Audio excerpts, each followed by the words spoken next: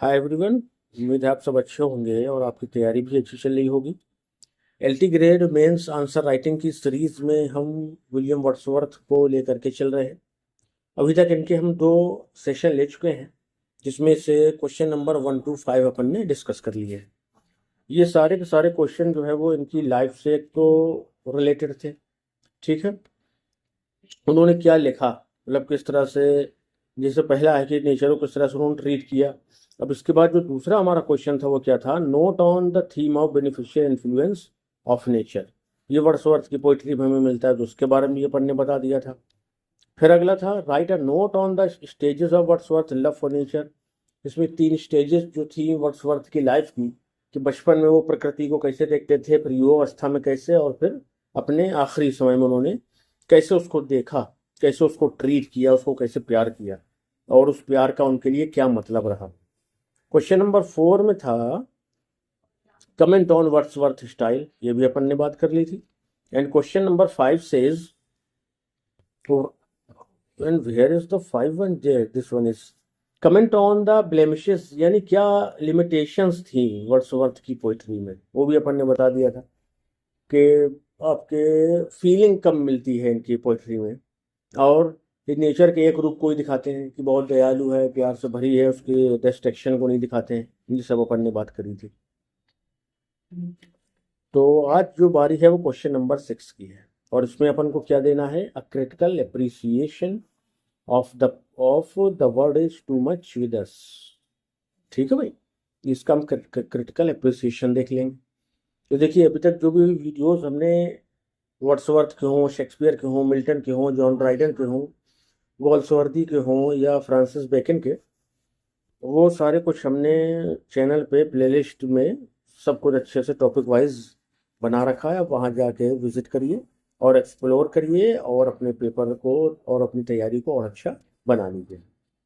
चलिए, तो question number 6 शुरू करते हैं। Right a critical appreciation of the word is too much with us, you by William Wordsworth. कह रहे हैं कि विलियम वर्ड्सवर्थ की जो पोएम है the word is too much with अस, उसका आप क्रिटिकल अप्रिसिएशन लिख लीजिए। ठीक है, चलिए शुरू करते हैं। William Wordsworth sonnet, the word is too much with us is the powerful critic of materialism. वो मटीरियलिज्म की एक पावरफुल क्रिटिक है। And a passionate plea for a return to nature, और वो एक पैशनेट प्ली है, बहुत जुनूनी निवेदन को हमारे सामने प्रकट करती है, for a return to nature, कि हमें लौट करके प्रकृति की गोद में फिर से जाना चाहिए। ब्रिटेन से लिखा गया है ड्यूरिंग द इंडस्ट्रियल रेवोल्यूशन के दौरान। The poem reflects Wordsworth believe, और ये पोएम वर्ड्सवर्थ के इस विश्वास को दिखाती है दैट की human kind in its pursuit of wealth, अपने परसूट ऑफ वेल्थ में और वर्ल्डली पावर में हैज बिकम एलियनेटेड, वो जो है अजनबी सी हो गई है, मानवता अजनबी सी हो गई है, from the spiritual beauty of natural world, प्राकृतिक संसार की आत्मिक या दैवीय सुंदरता से। यानी बस आदमी पैसे के पीछे भाग रहा है, व्यक्ति दुनियावी ताकत के पीछे भाग रहा है, तो इन सब के चक्कर में उसने प्रकृति को भुला दिया है, ये मतलब है। और सही बात भी है। कितने ही होंगे हम में से कि शायद अपनी जिंदगी में हम लोगों ने 2-4 पेड़ लगाए हैं। लगाना चाहिए, हमारा फायदा, आने वाली पीढ़ियों का फायदा। अगर चाहें तो इसे बर्थडे अपन मनाते ही हैं, तो फैशन है वो। हर बर्थडे में अगर अपन शुरू कर देना कि एक पेड़ लगाना ही है, तो अगर आपने 20 बर्थडे मना लिए ना, या 40 मना लिए, या 60 मना लिए, तो सोचिए अगर 60 पेड़ आपने लगा दिए और उसमें से आधे ही बच गए, तो कितना दुनिया को, लोगों को फायदा होगा, सुंदरता भी बढ़ेगी। चलिए, द ओपनिंग लाइन, जो ओपनिंग लाइन है ना, the world is too much with अस, ये जो दुनिया है हमारे लिए कुछ ज्यादा ही हो गई है। Late and soon immediately establishes the theme of excessive preoccupation with material concern, और ये हमारे establishes तुरंत ही establish कर देती है द थीम ऑफ, इस पोएम की थीम को जो है excessive preoccupation with material concern, कि हमने अपने आप को मटीरियल कंसर्न्स, दुनियावी चिंताओं में बहुत ज़्यादा क्या कर लिया है, अपने आप को प्रियकोपाय कर लिया। यानी उसी में बस लगे हुए हैं कि ये मिल जाए, वो मिल जाए, ये आ जाए, वो आ जाए। वर्ड्सवर्थ लेमेंट्स, वर्ड्सवर्थ रोते हैं, विलाप करते हैं और कहते हैं कि people lay waste our powers, implying a tragic squandering of human potential that should instead be devoted to appreciating nature's grandeur। फिर ले वेस्ट अवर पावर्स, लोग जो है इस तरह से अपने पावर को क्या कर रहे हैं, बर्बाद कर रहे हैं। कैसे बर्बाद कर रहे हैं? दुनिया की चीज़ों के पीछे भाग करके, दौलत मिल जाए, गाड़ी मिल जाए, बंगला मिल जाए, इनके पीछे भाग करके करेंगे। ये जो इम्प्लाय, इसमें एक ले वेस्ट अवर पावर्स, ये जो लाइन है या जो फ्रेज है कि हमने अपनी शक्तियों को बर्बाद कर दिया है, इम्प्लाइंग, ये इम्प्लाय करता है या हमें दिखाता है, या ट्रेजिक स्काउंडरिंग, एक ट्रेजिक दुखमय स्काउंडरिंग, बर्बादी को, ऑफ ह्यूमन पोटेंशियल, मानव के शक्ति का, उसके अंदर मौजूद पोटेंशियल का, क्षमता का, that should instead be devoted, जिसे वाकई आप अगर कहें कि उसे डिवोटेड असल में होना चाहिए था, कहाँ पर? अप्रिशिएट करने में, तारीफ करने में, नेचर्स ग्रैंडियर, प्रकृति के वैभव को। यानी हम जो अपनी क्षमताओं को, ताकत को दुनियावी कामों में, चीज़ों में लगाए हैं ना, वो ताकत असल में हमें प्रकृति के लिए यूज करनी थी। The imagery of the sea that bares her bosom to the moon, और करेंगे जब हम इमेजरी ऑफ द सी की बात करते हैं ना, सी और वो समुद्र, that bares her bosom to the moon, जो अपने आप को बिल्कुल खुले तौर पर चांद को क्या करता है, दिखाता है, उस पर अपने आप को न्यौछावर कर देना चाहता है। एंड, और अच्छा ऊपर कर लीजिए, एंड ऊपर है, and the winds that will be हाउलिंग at all hours, और जो हवाएं हैं वो सारे समय हाउलिंग करती रहेंगी। पोर्ट्रेज, ये पोर्ट्रे करता है nature as a dynamic and sublime, कि नेचर जो है वो गतिमान है, एंड सबलाइम, और महान है। In contrast to the humanity's indifference, करेंगे अगर आप देखिए तो इसके उलट जो ह्यूमैनिटी है ना, वो तो इंडिफरेंस से, अरुचि से, दुख से, इन सब से भरी हुई है। स्ट्रक्चर क्या है वो देख लेंगे। Structurally the poem follows the Petrarchan sonnet, तो ये जो पोएम है ये पेट्रार्कन सोनेट को फॉलो करती है, पेट्रार्कन सोनेट फॉर्म को, विथ इट्स ऑक्टेव एंड सस्टेट, क्योंकि पेट्रार्क सोनेट की तरह, पेट्रार्कन सोनेट की तरह इसमें भी एक ऑक्टेव है और एक सस्टेट है। The Octave presents the problem, Octave में समस्या दी जाती है कि humanities spiritual disconnection from nature, जो क्या है कि मानवता का स्पिरिचुअल डिस्कनेक्शन हो चुका है, किससे? नेचर से। यानी मनुष्य जो है बहुत दूर जा चुका है, उसको प्रकृति से, पेड़ों से, पौधों से, फूलों से, हरियाली से, नदी से, तालाब से, समंदर से कोई मतलब नहीं है। वो अपनी दुनिया में लगा हुआ, कूड़ा कचरा और प्रदूषण सब फैलाए हुए। द सेस्टेट ऑफर्स कन्वेंशनल, और जो सेस्टेट है वो एक अनकन्वेंशनल को क्या करता है, ऑफर करता है। वर्ड्सवर्थ विशेष ही वारा पैगन, और अंत में वर्ड्सवर्थ जो है वो अपने आप को कहते हैं कि काश कि मैं पैगन हूँ। जबकि पैगन होना उस समय के इंग्लैंड में तो समझिए कि गुनाह था, पाप था। वर्शिपिंग एंशियंट गॉड्स, और मैं एंशियंट गॉड्स को वर्शिप कर रहा होता, जैसे प्रोड्यूस हो गए या ट्राइटन हो गए, who symbolises a more meaningful communion with the natural world, और ये लोग जो है सिंबलाइज करते हैं मोर मीनिंगफुल कम्युनियन, एक बहुत ही अर्थपूर्ण मिलाप को, कम्युनियन मतलब मिलाप को, विद द नेचुरल वर्ल्ड, प्राकृतिक दुनिया से। His longing reflects not rejection of Christianity, करेंगे उनकी जो इच्छा है ना वो क्रिश्चियनिटी को रिजेक्ट नहीं करती है, but a desperate desire for myth, wonder and spiritual vitality absent in modern life, बल्कि उनका जो ये लॉन्गिंग है ना, ये डेस्परेट डिजायर को क्या करती है, प्रकट करती है, जो कि मिथ से भरी हुई है, वंडर से, रुकिएगा, मिथ और वंडर और स्पिरिचुअल वाइटेलिटी से, या ये तीनों चीज़ें जो है, मिथ, वंडर और स्पिरिचुअल वाइटेलिटी एब्सेंट है मॉडर्न लाइफ में। ठीक, इसलिए वो चाहते हैं कि मैं काश की पैगन हो जाता, और मैं आपके प्रोट्यूस और ट्राइटन, ये दोनों समुद्री देवता हैं। ठीक है, इनको ध्यान रखिएगा नाम, अगर इस पोएम का जिक्र आता है तो आपको इनको लिखना ही पड़ेगा। ठीक है, तो करेंगे इनकी जो लॉन्गिंग है ना, इनकी जो इच्छा है वो क्रिश्चियनिटी को रिजेक्ट करना नहीं है, बल्कि डेस्परेट डिजायर फॉर मिथ, बल्कि उस डिजायर को प्रस्तुत करना है जो कि मिथ, वंडर और स्पिरिचुअलिटी से जुड़ी हुई है, जो कि मॉडर्न लाइफ में अब्सेंट है। ठीक है, अब उम्मीद है क्लियर हो गया होगा। सोल्यूशन थ्रो, इसके सोल्यूशन दो। ठीक, ये आपका सोल्यूशन हो जाएगा।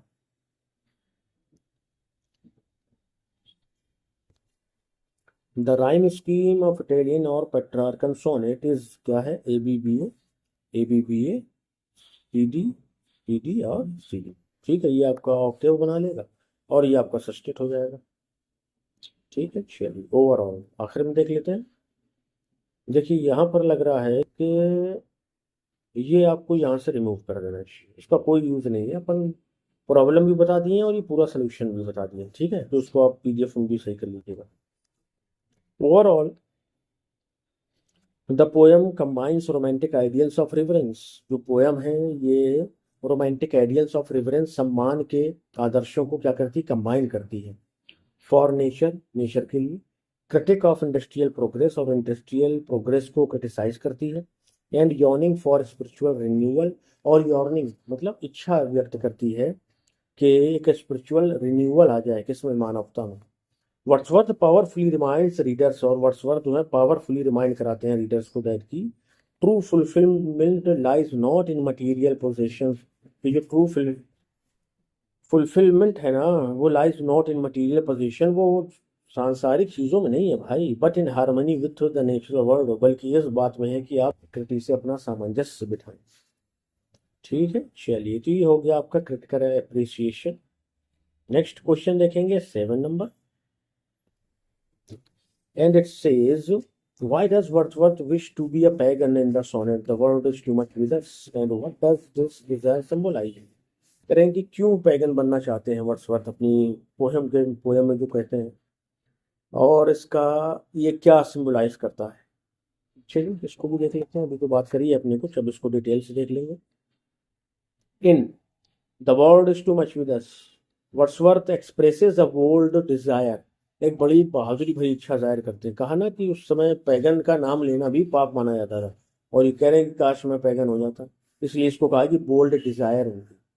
टू बी अ पैगन, करेंगे वर्ड्सवर्थ जो है एक बड़ी बहादुरी भरी इच्छा को व्यक्त करते हैं, जो कि है कि वो एक पैगन हो जाए। इवन दो ही एक्नॉलेजेस, जबकि वो एक्नॉलेज करते हैं कि पैगनिज्म एज अ क्रीड आउटवॉर्न, ये जो ऐसा क्रीड या धर्म है जो आउटवॉर्न है, जो जिसका समय जो है वो खत्म हो चुका है। This wish arises from his deep frustration, ये विश, ये इच्छा जो है उनके डीप फ्रस्ट्रेशन से आती है, उत्पन्न होती है।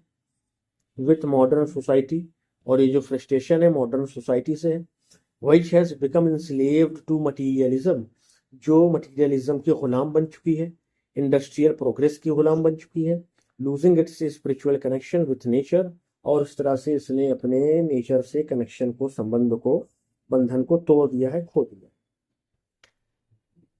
वर्ड्सवर्थ सीज, देखते हैं द नेचुरल वर्ल्ड, प्राकृतिक संसार को, जैसे द सी है, द मून है, द विंड्स है, एंड द फ्लावर्स है, एज कैसा, अलाइव, कि इनमें भी जान है, पावरफुल, ये शक्तिशाली है, and filled with divine presence, और इनमें आपको डिवाइन प्रेजेंस भी मिलेगी।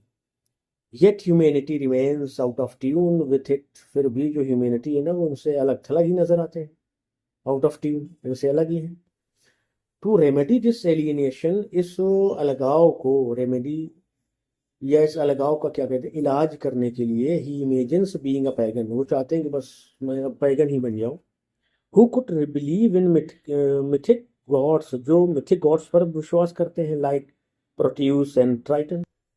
फिगर्स ऑफ द सी, और ये फिगर्स ऑफ द सी, ये सी के फिगर हैं, यानी उसके देवता हैं।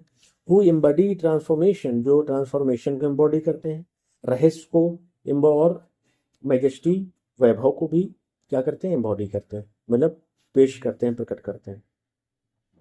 Such belief would allow him to have glimpses of the sacred in nature, such belief, इस तरह का विश्वास, वुड अलाउ हिम, उन्हें अलाउ करेगा, टू हैव ग्लिम्पसेस, की वो झलक पालें, of the sacred in nature, उन सारी चीज़ों का जो प्रकृति में बिल्कुल पवित्र है, शुद्ध है।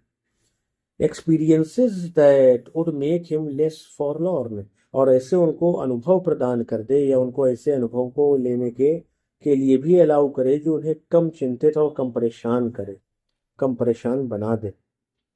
अच्छा, दिस लॉन्गिंग, ये जो इच्छा है उनकी, सिंबलाइज करती है क्या, अ यार्निंग फॉर स्पिरिचुअल वाइटैलिटी, वाइटैलिटी कह दीजिए, कि उनकी जो यार्निंग है, जो उनकी एक इच्छा है जिसको वो चाहते हैं कि स्पिरिचुअल वाइटैलिटी को ये सिंबलाइज करती है, कि उनकी इच्छा है कि उनको स्पिरिचुअल वाइटैलिटी मिल जाए। उनकी इमेजिनेशन, कल्पना एंड वंडर, और अद्भुत आश्चर्य भी, which the modern age getting and spending, जो ये जो मानव सभ्यता है आधुनिक काल की क्या कर रही है, गेटिंग एंड स्पेंडिंग। बस सुबह से निकल गया ऑफिस में कमाने के लिए, शाम गया खर्च कर लिए, फिर सुबह निकल गया फिर खर्च कर लिए, या कमा के कुछ इकट्ठा भी किया तो उसको खर्च करने के लिए याशियां हो रही हैं होटलों में जा जा कर के, और ये गेटिंग स्पेंडिंग है। हैज डिस्ट्रॉयड, और इस तरह से जो आधुनिक दुनिया की मानवता है वो बर्बाद हो चुकी है। Wordsworth does not literally advocate paganism, करें कि आप लिटरली देखेंगे तो वो पैगनिज्म को एडवोकेट नहीं करते हैं, बट यूजेस इट, इसको यूज करते हैं as a symbol of a world view, एक वर्ल्ड व्यू के सिंबल के तौर पर, इन विच, जिसमें ह्यूमैनिटी लिव्स इन हार्मनी, जहाँ पर मानवता रहती है इन हार्मनी, सामंजस्य के साथ, विथ नेचर, प्रकृति के, and perceives the divine in physical world, and perceives the divine, और दैवीयता को परसीव, महसूस करती है इन द फिजिकल वर्ल्ड, इस फिजिकल वर्ल्ड। सही बात है। His wish underscores the romantic ideal that true fulfilment lies not in position, करें उनकी जो विश है ना वो अंडरस्कोर करती है किसको, रोमांटिक आइडियल के, ट्रू फुलफिलमेंट लाइज नॉट के, जो ट्रू फुलफिलमेंट लाइज नॉट की जो सच्ची फुलफिलमेंट है ना, जो सच्ची संतुष्टि है, वो लाइज नॉट नहीं है भाई पोजीशंस में, धन दौलत में, but in spiritual communion with nature, बल्कि वो कहाँ मौजूद है, नेचर के साथ में, दैवीय कम्युनियन कह दीजिए, मिलाप में, कि जब आप नेचर को अपना बना लेंगे, उसके साथ घुल मिल जाएंगे, तो आपको जो फिर संतुष्टि मिलेगी ना वो सांसारिक चीज़ों में नहीं है, कितनी भी कोशिश कर लीजिए। बहुत बढ़िया कहा है भाई। चलिए, ये हो गए क्वेश्चन नंबर 6 और 7, 8 बचा है भाई, और इसके अलावा 9 बचा है, और 10 बचा है, 11 भी है, बहुत बढ़िया। चलिए, तो अपन 8वां भी एक बार डिस्कस कर लेते हैं ना। तो फिर काफ़ी बचेंगे, लास्ट वीडियो में 3 अपन और डिस्कस कर लेंगे। चलिए, question number 8, how does Wordsworth criticise materialism and the loss of connection with nature in the world is too much with us. लगभग सेम क्वेश्चन है, थोड़ा थोड़ा सा डिफरेंस है, माइनर सा है ना, तो 1-2 को तैयार कर लेंगे ना, तब भी आप सारे लिख के आएंगे, बस आपको डिफ्रेंशिएट करना आना चाहिए।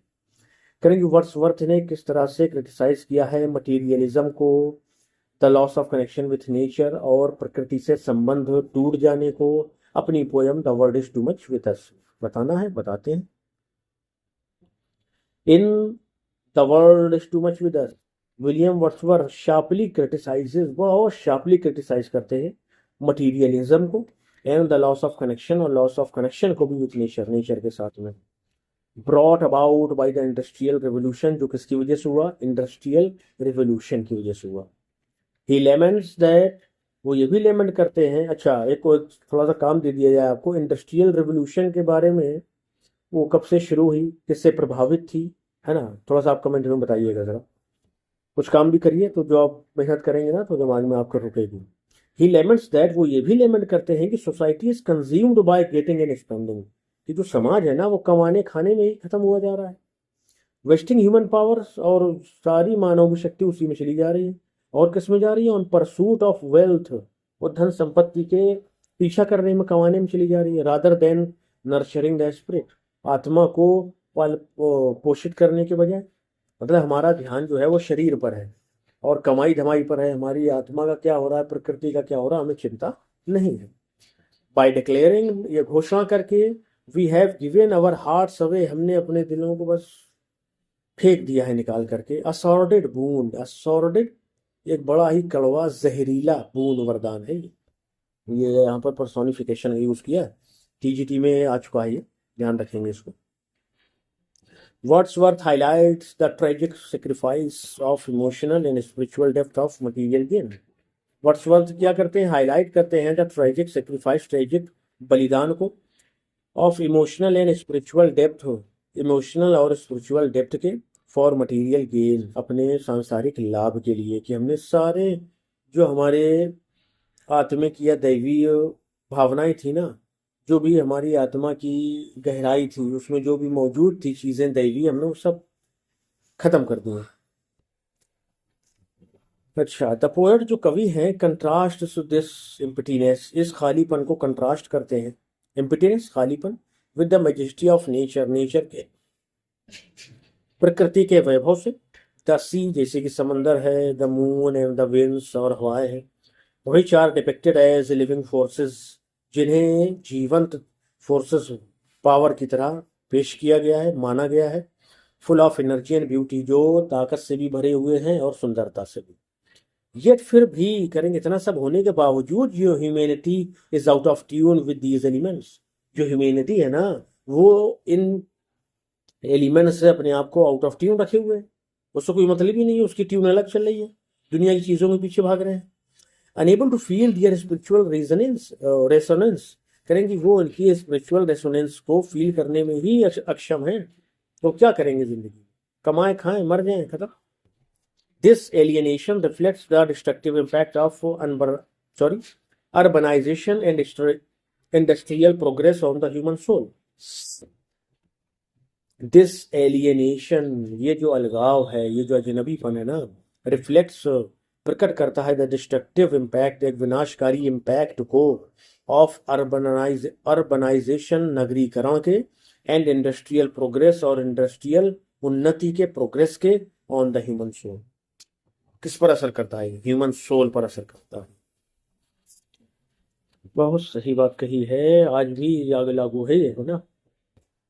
इन द स्टेट, और स्टेट में क्या होता है, Wordsworth longs to be a pagan, चाहते हैं कि वह पैगन बन जाए। For such a belief system, एक ऐसा बिलीफ सिस्टम, टू आउटवॉर्न, यद्यपि वो फैशन में नहीं है, मतलब पुराना हो चुका, वो at least to allow him, कम से कम उन्हें ये तो अलाउ करेगा टू सी डिविनिटी, कि वो डिविनिटी को देख पाए, दैवीयता को देख पाए। कहाँ? इन नेचर, जिसमें प्रकृति में, through figures like Proteus and Triton, Triton और प्रोट्यूस के फिगर्स के थ्रू, उनके द्वारा। ये दोनों आपके कौन है? समुद्री देवता हैं, ठीक है, ध्यान रखिएगा। दिस डिजायर, ये जो इच्छा है, सिंबलाइज करती है यॉर्निंग फॉर, यानिंग कहिए इसको, यानिंग फॉर इमेजिनेशन, उनकी कल्पना की यानिंग, ठीक है, मिथ की और वंडर की, यानी आश्चर्य की, विच मॉडर्न सोसाइटी हैज लॉस्ट, जिसे मॉडर्न सोसाइटी ने खो दिया है। यानी इनकी उनकी ये जो इच्छा है, वो एक ऐसी इमेजिनेशन, एक ऐसे मिथ, ऐसे वंडर को चाहती है दोबारा वापस आ जाए, जिससे मॉडर्न सोसाइटी ने क्या किया है? खो दिया है। दस इस प्रकार से द पोएम, ये जो पोएम है, इस both a condemnation of materialism, ये मटीरियलिज्म को भी धुतकारती है, उसे कोसती है, एंड अ प्ली, और ये एक निवेदन भी है, फॉर ए स्पिरिचुअल रिन्यूअल, मानवता के स्पिरिचुअल रिन्यूअल के लिए, या मानवता के लिए ये एक प्ली है कि वो अपने आप को स्पिरिचुअली क्या करे? रिन्यू करें। अर्जिंग मैनकाइंड, और मानवता से रिक्वेस्ट करते हुए, टू रीडिस्कवर हार्मनी, कि वो सामंजस्य को ढूंढे भाई, विथ नेचर, जो हमारा प्रकृति के साथ रहा है, as the true source of meaning and joy, जो कि सच्चा स्रोत है किसका? मीनिंग एंड जॉय, हमारी जिंदगी के अर्थों का और खुशी का। ठीक है, तो आप समझ गए कि जो पोएम है ये इंडस्ट्रियल रिवोल्यूशन को धुतकारती है, उसे कोसती भी है, मटीरियलिज्म को कोसती है, कि लोग बस दुनिया में लग गए हैं, कमाना है, खाना है, बस, और कुछ नहीं बचा है इसके अलावा। और वो कहते हैं, अपील करते हैं हम लोगों से कि हमें चाहिए कि हम अपने आप को हार्मोनाइज करें विथ नेचर, उसके साथ में अपने संबंधों को अच्छा करें, सामंजस्य बिठाएं उसके साथ में। चलिए, उम्मीद है सेशन आपको अच्छा लगा होगा। अगर सेशन अच्छा लगा हो तो लाइक शेयर कर दीजिएगा, चैनल को सब्सक्राइब कर दीजिएगा, और एलटी ग्रेड और टीजीटी की तैयारी के लिए हमारे चैनल को सब्सक्राइब भी कर लीजिए, पीजीटी के लिए भी कर लीजिए, जो भी आप लिटरेचर से संबंधित तैयारी कर रहे हैं ना, उसके लिए कर लीजिए, और बताते जाइएगा, अपन आपकी तैयारी कराते जाएंगे। और हमारी कोशिश है कि फिलहाल हम फोकस एलटी ग्रेड और टीजीटी के एग्ज़ाम पर किए हुए हैं। इन दोनों की प्लेलिस्ट चैनल पर मौजूद है, वहाँ जाइए, एक्सप्लोर करिए और उनसे फ़ायदा उठाइए। ये जितने भी वीडियोस हैं, सब की आपको जो पीडीएफ है ना, वो आपको टेलीग्राम में मिल जाएगी, और टेलीग्राम का लिंक कहाँ मिलेगा आपको, इस वीडियो के डिस्क्रिप्शन में, ज्वाइन कर लीजिए और पीडीएफ को पा लीजिए। ठीक है, चलिए मिलते हैं नेक्स्ट वीडियो में। Till then bye bye, thank you.